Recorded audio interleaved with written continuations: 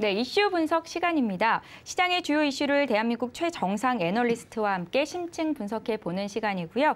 오늘은 한알령 기대감에 따른 투자 전략까지 점검을 해보겠습니다. 인포스탁 데일리의 최양호 원장과 함께합니다. 원장님 어서 오세요. 네, 반갑습니다. 예, 한알령으로 한국 드라마를 볼 수 없었던 중국에서 최근에 한국 드라마의 빗장을 열었다라는 소식이 전해졌습니다. 네. 중국 OTT 플랫폼에서 한국 드라마 정식 서비스를 시작을 한 건데 한알령 해제에 대한 기대감이 점쳐지는 상황인데요. 어떻게 평가하고 계십니까? 재밌으면 안 볼 재간은 없죠. 예. 재미가 있기 때문에 이제 보기 시작하는데 사실 이렇게 이제 드라마들이 이제 들어가는 부분들이 이 한알령이라는 뭐 조그만 주제보다는 지금 조금 더 큰 차원에서 보셔야 돼요.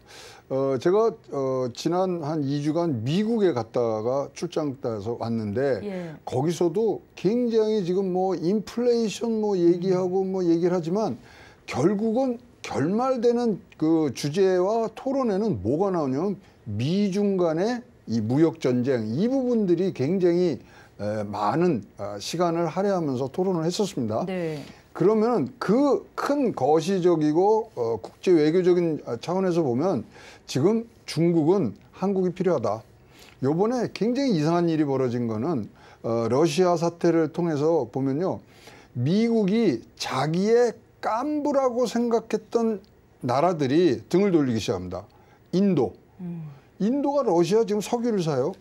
거기다가 지금 뭐 멕시코나 이런 데서 뭐 이 제재를 강화하자면 바로 올 줄 알았어요. 안 와요. 이스라엘도 마찬가지예요. 등등 이상한 기류를 굉장히 많이 조심스럽게 또 보는 입장에서들 보면 이 부분이 진짜 한알령이라는 이름을 썼지만 중국은 한국을 원하고 있는 부분들에 대한 미끼일 수가 있기 때문에 이 부분들을 우리가 자세히 봐야 됩니다. 역사적으로 보더라도요. 우리가 1992년도에 한국과 중국 간에 이제 국교가 이제 정상화되고 이제 외교가 이제 통화가 됩니다. 그때 드라마가 하나 들어가요. 그게 누구냐면 최진실하고 최수종이하고 나서 질투라는 드라마가 나오는데 흥행에 실패합니다. 그때는 한국 막 띄워줄 때거든요. 그래도 실패하는데 97년도 6월 15일 날 뭐가 들어가냐면 사랑이 뭐길래라는 드라마가 들어갑니다.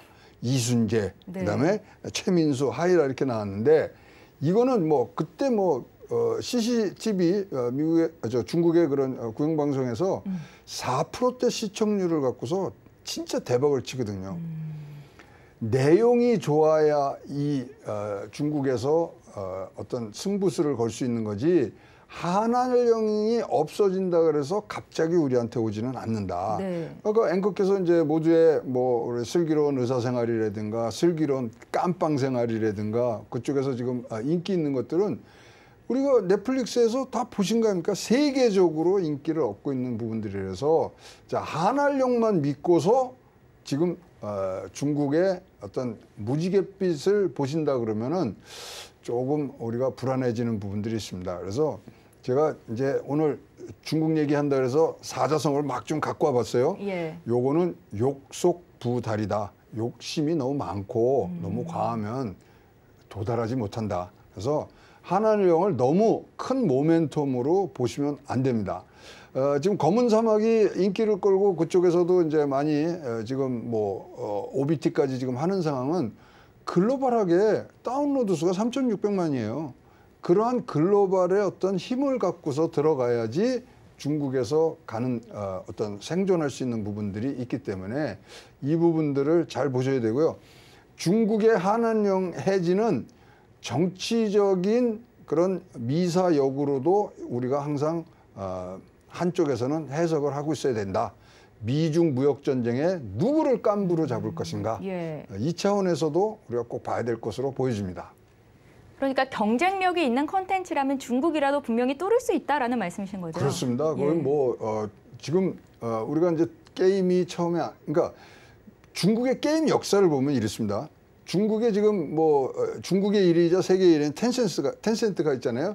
텐센트가 이렇게 크기까지는 사실 한국 게임들을 갖고 들어와서 그것으로 막 운영을 하면서 인기를 얻고 있다가 그 다음에 슈퍼셀이라는 클래시 오브 클랜을 인수합병하면서 이렇게 텐센트가 세계 1위로 간 거거든요. 그런 것들을 봤을 때 어떤 재미와 경쟁력을 갖고서 들어갔을 때 하는 거지, 뭐 사드 이후에 이렇게 됐다 그래서 이게 풀렸다 그래서 우리에게 문호를 열어줄 것인가? 절대 아니라고 보여지고요. 당시에 이제 게임 사업이 더 들어갈 수도 있고 뭐 했지만 중국이 인프라가 안 됐다는 거는 모바일이 그때는 없었거든요, 중국에. 예. 근데 모바일이 굉장히 선진화되는 과정에서 이것들이 이제 얹히는 과정, 이런 것들을 잘 보셔야 되기 때문에 너무 욕심만 부리시면 지금은 굉장히 어려운 뭐 투자의 결과가 나올 수도 있고요. 지금 뭐 그러다 보니까 뭐 게임 같은 것도 신규 판호 발급 지금 했다 그러지만 신규 판호 발급을 한국만 해준 건 아니거든요. 중국 내 기업 쪽으로만 했죠. 중국 내 기업을 옥죄다가 지금 해준 거고, 예. 사실 사드 이후에 우리 게임 신규 판호 발급받은 게 전혀 없었냐? 그렇지 않거든요. 2020년에 한 건 있었고요. 2021년도에 2건이나 있었어요. 그래서 한알령이라는 전체 큰 포장지로 이 모든 것을 싸기에는 굉장히 부족하다. 그래서 조금 더 제품의 경쟁력과 글로벌 경쟁력을 특히 더 많이 보셔야 될 것이라고 보여집니다. 예, 시진핑 중국 국가주석은 청소년들의 이게 게임이 이제 중독성이 있다라면서 계속해서 규제를 해왔던 상황인데요. 어떻습니까? 여전히 좀 강경한 상황인가요? 강경할 수밖에 없고요. 예. 그다음에 이제 사실 중국이란 이 전체 지금 분위기는 이번에 이제 가을에 돼서 공산당 대회를 열면서 시진핑 주석이 이제 3년임에 가야 되는 그런 뭐 정치 구조적으로 굉장히 중차대한 지금 사안들을 다루고 있기 때문에 네. 이러한 부분들을 가는 이유가 있습니다. 왜냐하면 게임을 할 수 있는 학생들과 게임을 할 수 없는 학생들의 소위 말하는 불균형 문제, 이것을 아예 근본부터 자르는 거거든요. 지금 뭐 안정성의 성장이라든가 뭐 이런 것들을 하지만 지금 뭐 전체적으로 공동 부유라는 그러한 국가 아젠다를 갖고 가기 때문에 아예 교육이라는 게 지금 부의 어떤 결과물로서의 성장을 나타내는 중국이 그런 발전 단계에 와 있기 때문에 그 부분을 제재하는 거지, 한국이 미워서 오롯이 그럼 한국이 미워서 이런 한한령을 갖고 가느냐, 이런 게임 업체는 전체적인 중국의 정책의 흐름 속에서 우리가 읽어야 되지 않겠느냐 보여집니다. 예, 저희가 한알령 해제 기대감 속에 드라마 쪽, 게임 쪽을 살펴봤는데요. 또 중국 판매 매출이 높았던 분야 중에 화장품, 의료 관련주들도 인기가 있었는데 최근은 그렇지 못하죠. 중국 내 코로나 재확산에 폭락을 하기도 했는데요. 코로나 확진자 폭증, 또 중국 내 내수 경기 부진이 계속이 된다면 이쪽도 저희가 기대해 볼 수는 없는 상황일까요? 지금 뭐 생각보다 좀 심각한 것 같아요. 예. 특히 이제 상해 같은 데라든가 이제 뭐 완전 봉쇄가 되면은 사실 중국이 지금 1분기에 0%대 지금 경제 성장률 나온다 그러거든요. 예. 만약에 중국이 1% 정도의 경제 성장률이 저하가 되는 것을 보면 우리나라는 0.4% 정도가 경제 성장률이 낮아집니다. 세계적으로는 0.2% 정도가 낮아지고요.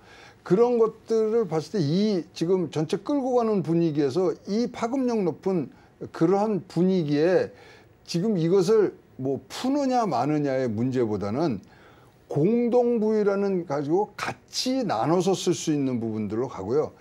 결국 제가 보기에는 중국의 정책의 방향은 어떤 부유보다는 일단 뭐 그런 내수 이런 거보다는 일단은 고용을 가장 중요시한다고 지금 보여지거든요. 예. 중국이 1년에 이 1% 성장률을 하면은 몇만 명의 고용을 창출하냐면 800만 명을 합니다. 예.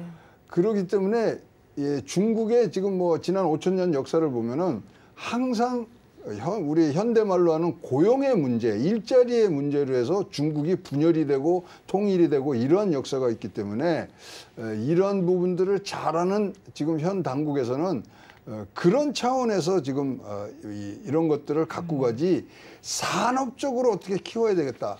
물론 2025년까지 뭐 게임 산업을 하고 뭐 그거를 25조의 산업군으로 키운다 등등은 있습니다만은 그것은 포장지에 불과한 부분들이라고 생각을 하기 때문에 한 번은 중국에 관해서는 한 번은 꺾고 보시는 것도 굉장히 훌륭한 관찰력을 소지하는 데 도움이 되시라고 보여집니다. 예, 알겠습니다. 또 올해는 한중 수교 30주년이자 한중 문화교류의 해인데 차기 정부가 중국과의 관계를 어떻게 가져가는지가 참 중요할 것 같거든요. 그렇죠. 앞으로 한한령의 향방은 어떻게 될까요? 굉장히 이례적인 일이 벌어졌어요. 당선자하고 이제 통화를 했지 않습니까? 예. 시진핑 주석과 윤석열 당선자인데 과거 정권에서는요, 당선자 시절에 전화를 한 번도 안 했어요. 취임한 다음에 그다음에 전화를 하거든요. 네. 그다음에 작년인가 무슨 일이 있었냐면 바이든하고 문재인 대통령하고 정상 간에 통화를 하는데 싹 새치기를 해서 하루 전에 통화를 하죠. 지금 중국이 미국과 굉장히 혈전을 벌이고 있는데 그럴수록 지금 친구가 필요하고 우군이 필요하고 동맹이 필요한 상황이거든요.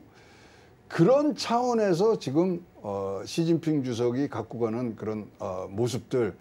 그래서 뭐 이렇게 말씀드리면은 제가 좀 성급하게 말씀드릴 수 있는 것 같지만 이거 한한령 이거 미끼 아닐까요?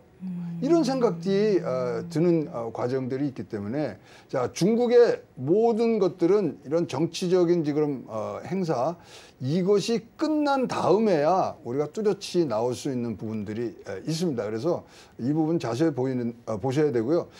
그러나 지금 뭐 굉장히 지금 우리가 좀 특이하게 생각하는 거는 옛날에는 우리 미국하고 증시 간의 이 동조율이 굉장히 높았는데요. 네. 이제 완전히 이제 바뀌어서 중국권하고 이 동조율이 굉장히 높아지기 때문에 연구를 안 할 수밖에 안 하면 안 되는 그런 상황이 있어서 조심스럽긴 합니다만은 일단 지금 중국의 어떤 산업적인 진출, 그다음에 중국과의 어떤 관계 이런 부분들은 사고 다발 구간입니다. 그래서 9월 달에 10월 달에 공산당 대회에서 시진핑 주석의 연임까지 우리가 꼭 지켜봐야지 그 사이에 여러 가지 변수들을 우리가 뭐 감당해낼 수 있다면 좋겠습니다만은 조금 한꺼풀 꺾어서 한꺼풀 베껴서 보시는 것도 좋은 전략이라고 생각을 합니다.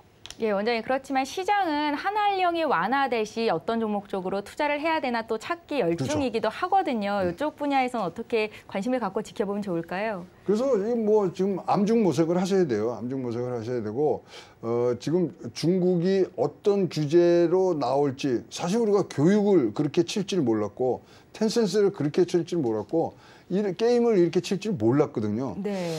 그래서 지금 그러나 어쨌거나 중국에서의 지금 큰 뭐 당면 과제라 그래야 될까요? 지금 경기가 회복했다 이제 꺾이는 부분들인데 어쨌거나 공산당 대회를 경기 회복 과정에서 상승 과정에서 하고 싶기 때문에 조금 더 중국이 전통적으로 해왔던 인프라 중심의 이런 양적 완화, 뭐 그다음에 재정 팽창적인 그런 부분들을 분명히 택할 수밖에 없다고 생각을 하거든요.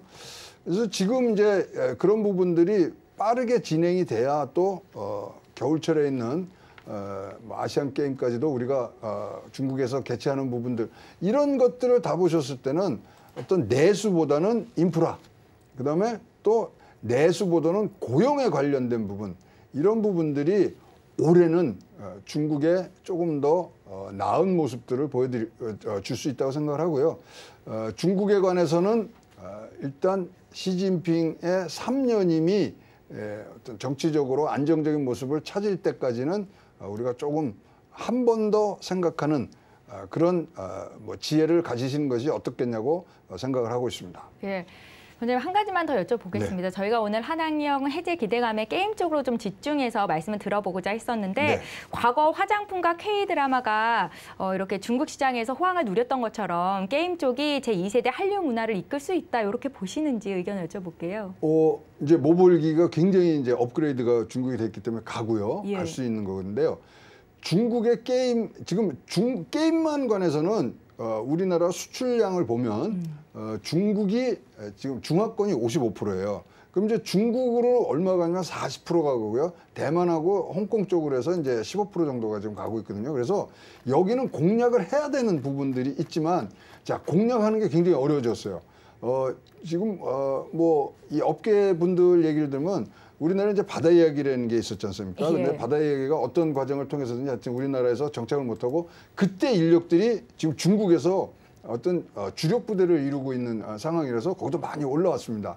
그렇다면은 게임이 가서 정착을 하려 그러면 이게 어떻게 돼야 되냐면 글로벌하게 이 실적을 검증을 받고 또 글로벌하게 모든 것을 유행을 딸 수 있는 그런 힘을 가진 것들을 보여줘야지만 중국에 들어가는 거예요. 그때 텐센트라는 세계 1의 게임 업체가 지금 중국에 있지 않습니까? 따라서 지금 중국에 들어간다는 게 중요한 게 아니고 중국에 들어가기 위해서는 글로벌한 인기와 성과와 그다음에 명성을 얻은 다음에 중국에 진출하는 모습. 그래서 검은사방 모바일은 가서 지금 뭐 평가받으면은 지금 1등들을 하고 있어요. 그런 등등의 뛰어난 모습들을 가진 게임들이 살아남기 때문에 그런 위주로 여러분들이 찾으셔서 투자를 하시는 것이 중국과 게임과의 어떤 관계 상황에서는 뭐 성투하시는데 지름길이라고 생각을 합니다. 예.